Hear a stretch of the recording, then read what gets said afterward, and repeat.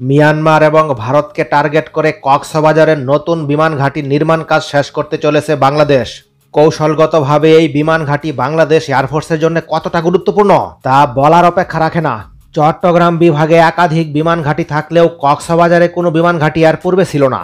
ফলে মিয়ানমারের বিরুদ্ধে যুদ্ধাবস্থা তৈরি হলে প্রয়োজনীয় মুহূর্তে বিমান বাহিনীর কোনো সাপোর্ট পাওয়া সম্ভব ছিল না। বিমান ঘাঁটির নির্মাণ কাজ শুরু হয় 2017 সালে।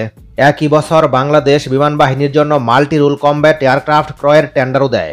বাংলাদেশ বিমান বাহিনী যুদ্ধকালীন সময়ে অবকাঠামোগত দিক থেকে এগিয়ে থাকতে চায়। এজন্য কক্সবাজারে বিমান ঘাঁটি নির্মাণ করা হয় সমুদ্রের কূল ঘেঁষে।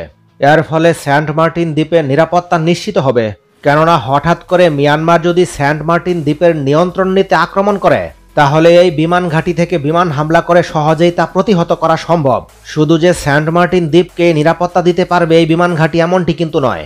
মিয়ানমার সীমান্ত থেকে মাত্র 80 কিলোমিটার দূরে অবস্থিত কক্সবাজার বিমান ঘাঁটি। ফলে মাত্র 10 মিনিটের ব্যবধানে এই বিমান ঘাঁটি থেকে মিয়ানমারের মূল ভূখণ্ডে হামলা করা সম্ভব হবে এবং মিয়ানমারকে পাল্টা আক্রমণ করতে সক্ষম হবে বাংলাদেশ বিমান বাহিনী।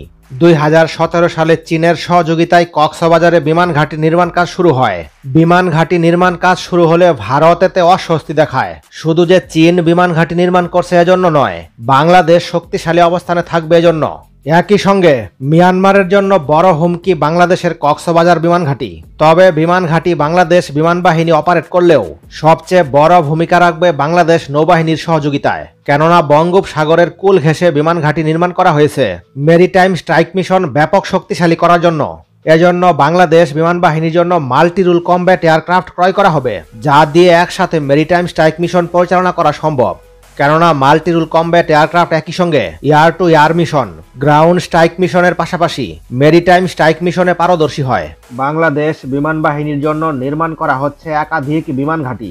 ফোর্সেস গোল 2030 আওতাধীন বিমান বাহিনীকে আধুনিকায়ন করা হবে। বিমান বাহিনীর আধুনিক সমরাস্ত্র ক্রয়ের পূর্বে তা মোতায়েনের জন্য বিমান ঘাঁটি নির্মাণ প্রয়োজন। বর্তমানে বাংলাদেশ বিমান বাহিনীর পূর্ণাঙ্গ বিমান ঘাঁটির সংখ্যা পর্যাপ্ত নয়। এজন্য সকল আধুনিক সমরাস্ত্র ডেলিভারি পাওয়ার পূর্বে সকল বিমান ঘাঁটির নির্মাণ কাজ শেষ হওয়া প্রয়োজন। বর্তমানে বিমান বাহিনীর জন্য 2টি বিমান ঘাঁটি নির্মাণাধীন রয়েছে। 2টি বিমান ঘাঁটির মধ্যে একটি নির্মাণ করা হচ্ছে বরিশালে, অপরটি সিলেটে। ভারতের সীমান্ত ঘেঁষে সিলেটে নির্মাণ করা হচ্ছে বিশাল বিমান ঘাঁটি। এসব বিমান ঘাঁটি কৌশলগতভাবে কতটা গুরুত্বপূর্ণ, বিশেষ করে ভারত এবং মিয়ানমারের হুমকি মোকাবেলায়। 2017 সালে প্রধানমন্ত্রী যশোর বিমান ঘাঁটি পরিদর্শন করেন। তখন তিনি জানান বরিশাল এবং সিলেটে বিমান ঘাঁটি নির্মাণাধীন রয়েছে, যেগুলো হবে পূর্ণাঙ্গ বিমান ঘাঁটি। বর্তমানে সিলেটে 2টি বিমানবন্দর রয়েছে, একটি উসমানী বিমানবন্দর, অপরটি শমশেরনগর বিমানবন্দর। এর মধ্যে উসমানী বিমানবন্দর বেসামরিক কাজের জন্য ব্যবহার হয়। ইতোমধ্যে এ বিমানবন্দরে আধুনিকায়নের কাজ করছে চীনের একাধিক প্রতিষ্ঠান, যার নির্মাণ কাজ 2025 সালের মধ্যে শেষ হবে। কৌশলগতভাবে শমশেরনগর বিমান ঘাঁটি এতটাই গুরুত্বপূর্ণ যে এর কার্যক্রম বন্ধ করতে ভারত সরাসরি চাপ দিয়েছিল, যার কারণে কয়েক দশক যাবৎ এই গুরুত্বপূর্ণ বিমান ঘাঁটিতে কোনো যুদ্ধ বিমান পরিচালনা করা হচ্ছে না। ভারতের আপত্তির সবচেয়ে বড় কারণ ভারতের সীমান্ত ঘেঁষে ঘাঁটির অবস্থান। তার থেকে বড় সমস্যা, চীন যদি কখনো ভারতের অরুণাচল বা শিলিগুড়ি করিডোরে আক্রমণ করে তবে এ বিমান ঘাঁটি ভারতের জন্য সংকটের কারণ হতে পারে, যার কারণে ভারত কখনোই চায় না শমশেরনগর বিমান ঘাঁটি পুনরায় চালু করা হোক। তবে চীনের প্রভাব বাংলাদেশের উপর অনেক বৃদ্ধি পেয়েছে, যার কারণে ভারতের অনেক দাবি গ্রহণ করা হচ্ছে না।